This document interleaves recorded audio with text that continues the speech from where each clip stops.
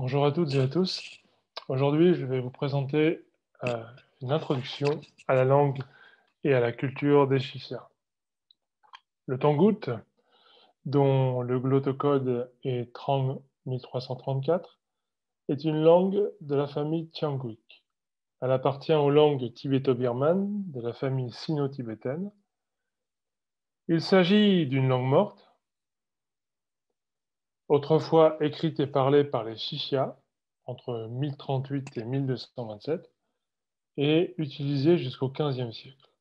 La connaissance que nous avons de cette langue vient des nombreux textes séculiers et religieux conservés dans les collections internationales. Les expéditions fructueuses menées entre 1906 et 1908 par Paul Pelliot, Orelstein ou encore Kozlov nous guident dès lors vers une richesse visuelle matérielle sans précédent. L'origine des tangoutes, ou qu'on appelle aussi les Chichas, peut remonter à l'ère des Tropas, vers le IVe siècle de notre ère. Il s'agissait d'une population non chinoise très puissante. Au fil du temps, les Tropas se scindèrent en plusieurs tribus, parmi lesquelles les Qiang, qui eux-mêmes se divisèrent de nouveau en différents clans, parmi lesquels les Tangxiang. Et ces Tangxiang s'établirent dans le nord-ouest de la Chine, dans le corridor de Heshi, à l'époque des Sui, c'est-à-dire entre 581 et 618, et furent soumis plus tard à l'autorité des Trang, donc la dynastie des Trang, entre 618 et 907. Gagnant considérablement en maturité intellectuelle et militaire, ils reçurent officiellement des Trang le nom honorifique de Li. D'après le Songshi, c'est-à-dire les annales historiques de la dynastie des Song, Li Yuanhao, que vous apercevez sur le diaporama, unifia les clans des Tangxiang en 1036, puis fonda le royaume de Xixia, qui littéralement en chinois signifie les Xia de l'Ouest, les Xia occidentaux, et s'autoproclama empereur en 1038. Il y eut en tout 10 empereurs, comme vous pouvez le voir sur ce tableau.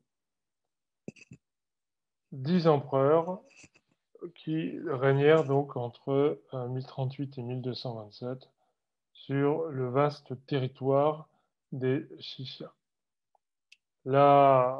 L'histoire officielle chinoise est généralement répertoriée dans constituée par les annales historiques, donc rédigées, compilées au fil des siècles. Il faut savoir que l'histoire officielle des Chichia, il n'existe pas vraiment. Il y a eu une édition qui a été faite en 1825, donc à l'époque des Qing, c'est-à-dire la dernière dynastie chinoise, que vous apercevez sur le diaporama. Mais cette histoire n'est pas reconnue officiellement, en tout cas pas comme une référence académique. Le royaume s'étendait du Ningxia au Gansu, par le nord du Shanxi, le nord du Qinghai et le sud de la Mongolie intérieure.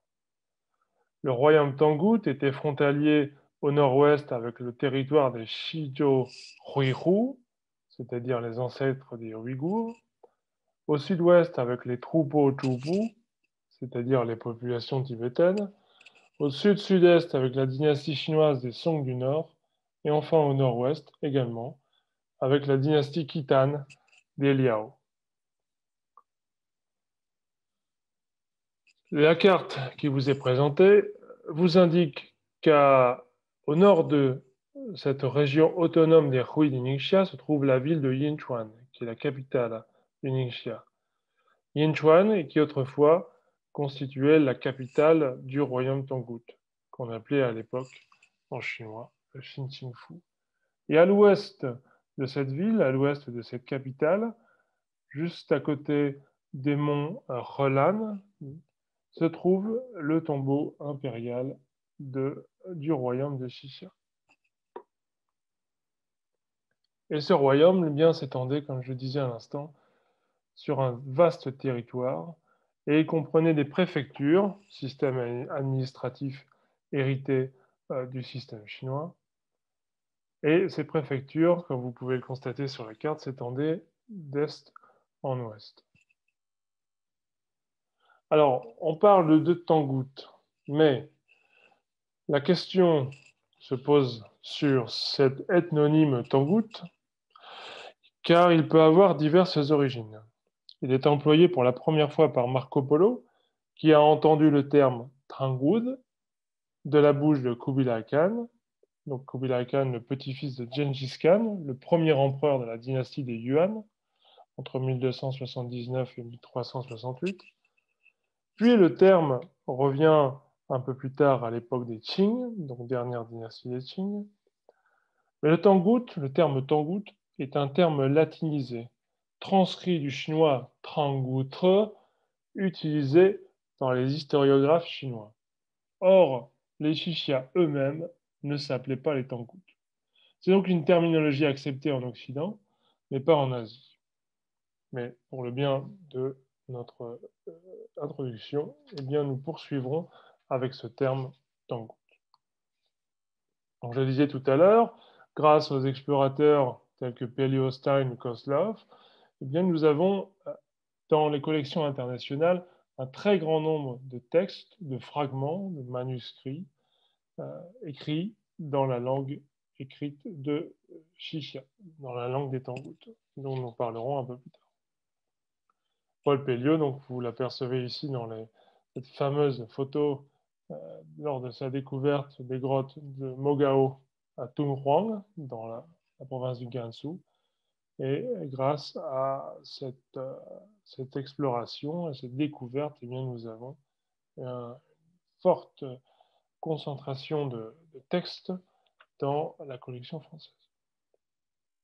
Le bouddhisme est la religion d'État chez les Tangut. On trouve quelques formes de nestorianisme et autres concentrations de textes religieux non bouddhiques, mais le bouddhisme reste la religion d'État.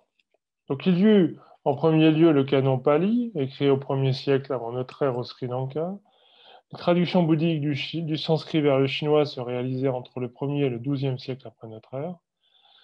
Et il faut attendre la fin du Xe siècle pour voir apparaître la première édition du canon bouddhique, publiée à Chang'an.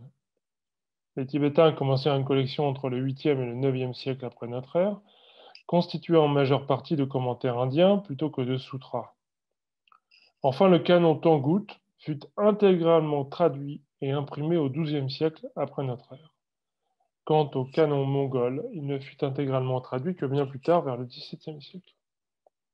Donc, pour mémoire, le bouddhisme est arrivé en Chine vers la fin du 1er siècle de notre ère et diffusé à partir du IIIe siècle. Donc les Tangut étaient bouddhistes, et la religion dominante va entraîner chez eux une sorte d'engouement pour les empereurs, les impératrices et leurs héritiers, donc un fort engouement pour les activités bouddhiques. Donc de nature très diverse, elles vont concerner la traduction des sutras, leurs impressions, les constructions des temples sur les plus hauts sommets des montagnes sacrées et des offrandes inhérentes à ce type d'activité. Donc les Tangut avaient obtenu des Song, de la dynastie des Song, plusieurs copies du Tripitaka chinois, c'est-à-dire le Tripitaka, le canon bouddhique chinois. Et ils s'en servirent comme modèle de base pour les traductions dans leur propre langue. Et justement, ces textes bouddhiques représentent la plus importante collection de textes en Tangut connue à ce jour. Donc, il y a en Chine deux lieux très importants de hauts lieux votifs pour les Tangut. Premièrement, les grottes de Mogao, près de la ville de Tunhuang, dans la province du Gansu, qui est aussi un haut lieu du bouddhisme chinois. Mais pendant la gouvernance des Tangut, eh bien, la diffusion du bouddhisme, les activités inhérentes, eh bien, ont permis de fleurir davantage. Et puis, il y a un autre lieu votif des Tangut en Chine qui se trouve dans la province du Shanxi, juste à l'est, dans aussi les grottes de Yulin. Halahoto, la cité noire dans la bannière d'Edzina en Mongolie intérieure, connaît quelques peintures, quelques motifs religieux. Et c'est avant tout un bastion militaire des Tangoutes, situé donc en Mongolie intérieure, un peu plus au nord-ouest de la province administrative des Tangoutes. Et c'est là également que Kozlov a découvert bon nombre de manuscrits, de textes écrits en écriture tangoute, et qu'il a ramené à Saint-Pétersbourg. L'écriture tangoute, ce qui nous intéresse principalement ici, longtemps, les tangoutologues, comme on les appelle, et les historiens de la Chine médiévale, ont pensé que l'écriture tangoute avait été créée pour compiler l'édition tangoute canon bouddhique. Le Mangshi Pitran, texte donc traduit comme propos notés au pavillon du ruisseau de rêve, de Shunhua, à l'époque des Song, est une compilation de notes scientifiques, artistiques et littéraires datant de la seconde moitié du XIe siècle. Et il mentionne l'inventeur des caractères tangoutes. Il s'agit de Yeli Zhenjong, appelé Maître Iri, conseiller principal d'origine khitane, de l'empereur Li Yuanhao, donc du premier empereur des Tangoutes. Il faisait partie de l'une des 8 grandes branches ethniques des Tangxiang, et il a donc inventé, sur ordre du premier empereur, l'écriture tangoute. L'écriture tangoute, adaptée, influencée par l'écriture chinoise traditionnelle. Alors les tangoutes parlaient avec leur propre langue orale bien avant cela, mais ce n'est qu'à partir donc, du début du XIe siècle qu'ils décident de créer, de fonder cette écriture tangoute si esthétique, certes, mais si complexe. L'invention de l'écriture est un signe de maturité apparent du développement culturel ethnique des Tangxiang. Autrement dit, une minorité non Han dans le nord-ouest de la Chine, une splendide innovation intellectuelle dans l'histoire. Cette innovation langagière a permis de développer favorablement les échanges sur le plan économique, intellectuel et culturel. Donc là, on a dit précédemment que la langue orale tangoute est une langue de la branche des Xiangyu, donc langue tibéto-birmane, famille des langues sino-tibétaines. Et donc la langue écrite s'inspire de l'écriture chinoise traditionnelle. Les caractères sont composés à partir des traits fondamentaux de l'écriture chinoise, à savoir le point, le trait horizontal, le trait vertical, etc. Les caractères tangout peuvent être tracés dans différents styles calligraphiques. Ici, c'est un style régulier, mais on peut également trouver des écritures un peu plus semi-cursives ou cursives. Ce sont des styles calligraphiques qu'on retrouve dans l'écriture chinoise. Donc les styles qui vous sont présentés sur cet écran eh bien, sont plutôt de style régulier, qu'on appelle la calligraphie régulière. Mais on peut également trouver des styles beaucoup plus semi-cursifs ou cursifs, qui vont demander un plus grand effort de concentration, un plus grand effort cérébral, euh, mais qui ne relèvent pas non plus de l'impossibilité. Et on peut également trouver des styles sigillaires, c'est-à-dire l'écriture sur les sceaux. Étudier l'écriture tangoute, qui comprend plus de 6000 caractères, c'est plonger dans un univers nouveau, plein de ressources. L'apprentissage se fait à partir de textes séculiers. On entend les textes séculiers, c'est-à-dire les documents officiels, commerciaux, contrats, des textes médicaux, ou éventuellement des traductions de classiques chinois. Et des textes religieux, donc des textes bouddhiques. Il est tout d'abord nécessaire d'apprendre les bases de l'écriture tangoute. Et pour ce faire, il n'est pas obligatoire, j'insiste, de comprendre le chinois. Alors l'écriture tangoute est influencée par l'écriture chinoise traditionnelle, certes, et peut-être qu'en apprenant l'écriture tangoute, eh bien, cela peut nous amener à étudier le chinois, si ce n'est pas déjà fait. Mais ceci n'est absolument pas indispensable. Dès que donc la langue fut créée à partir du chinois classique, de nombreux textes furent traduits du chinois vers le tangout. Et donc ont potentiellement subi une influence du chinois. Et je reste convaincu donc, que l'approche du tangout peut se faire sans la connaissance du chinois. En d'autres termes, l'apprenant qui possède des bases de chinois sera en mesure de comparer les textes d'une langue à l'autre, tandis que l'apprenant qui ne connaît pas le chinois travaillera directement du tangout vers sa langue maternelle, ce qui est ici une formidable opportunité. C'est cela qui rend l'apprentissage du tangout encore plus intéressant et qui offre donc plusieurs pistes d'approche. Sur le diaporama, vous apercevez sur la première ligne les caractères tangout, suivi par la référence du professeur Li Fengwen dans son dictionnaire, donc dans son dictionnaire bilingue, tangout chinois. En dessous, vous avez la transcription phonétique. Alors, il n'existe pas de transcription phonétique standard. Parmi les chercheurs du tangout, nous avons adopté une transcription, celle que vous voyez sur l'écran. Et comme il n'y a pas de transcription phonétique standard, il n'y a pas de prononciation standardisée, ce qui renvoie à dire que chaque chercheur peut avoir sa propre prononciation. Ça, c'est une chose sur laquelle nous pourrons revenir par la suite.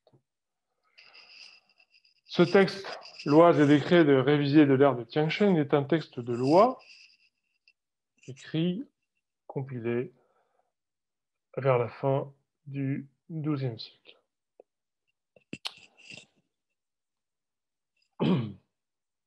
Alors, les outils pour apprendre le tangout sont nombreux. Il y a une grande partie du travail qui a été numérisé, ce qui rend l'accès direct et pratique. Dans l'apprentissage de l'écriture tangout, nous utiliserons le dictionnaire de référence du professeur Li Fengwen. Pour les personnes qui ne connaissent pas le chinois, ce n'est pas grave. Je m'appuierai sur ce dictionnaire, surtout pour expliquer la formation des caractères et pour exprimer leur rapport dans l'histoire, dans la culture des temps. À chaque caractère, on a vu précédemment, est attribué un numéro de référence dans le dictionnaire, mais à chaque caractère est attribué aussi un code. Ce code constitue l'ancienne façon de chercher des caractères dans un dictionnaire. À chaque trait est attribué un chiffre et, par exemple, le caractère qui vous est donné sur la diapositive, eh bien, on lui donne comme correspondance numérique 2, 8, 0, 4, 5, 0. Cela veut dire que, par exemple, le premier trait qui se trouve ici à gauche est un numéro 2. La partie droite du caractère supérieur est un 8, un 0 pour la partie inférieure gauche et un 4 pour la partie inférieure droite. Et 2 numéros en plus pour la partie centrale. Cette technique, qui paraît un peu compliquée, eh bien, on l'apprend très vite et cela nous permet de chercher des caractères très facilement dans le dictionnaire. Donc, le dictionnaire du professeur Li Fengwen se présente comme ceci, mais nous apprendrons ensemble l'écriture sans nécessairement comprendre le chinois. Et puis, il y a une très, très large publication de textes, d'articles sur le tangout, aussi bien en français, en anglais, en chinois, en japonais, en russe. Et comme je disais tout à l'heure, la majeure partie de ces documents est désormais numérisée, ce qui nous permet de travailler directement de chez nous. Alors, en conclusion, l'intérêt d'étudier la langue tangoute est double. Donc, cela définit les objectifs.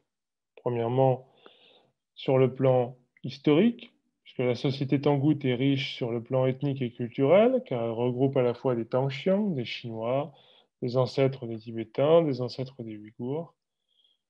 Et les influences, eh bien, sont donc indéniables. Cette diversité linguistico-culturelle est propice aux études de la langue et pourrait donc intéresser un public très large. Les Tangoutes fondent leur royaume indépendamment du pouvoir chinois en place à l'époque et ne sont donc pas reconnus légitimes par la Chine de prétendre à une telle autorité étatique. Ils s'autoproclament empereurs d'un royaume non chinois, ce qui tente à renverser l'ordre officiel historique de la Chine. 190 années de règne pour une population non chinoise, c'est impressionnant. Et ce qu'il est encore plus, c'est l'empreinte qu'ils ont laissée dans l'histoire. Une écriture unique, en usage dans toute la Chine, une écriture, une langue écrite vernaculaire, qui prend une dimension véhiculaire et qui va même se retrouver jusqu'à la fin du XVe siècle, alors que le royaume s'arrête en 1227. Eh bien, je vous remercie pour votre attention et à vous désormais d'emprunter la route des Tangoutes.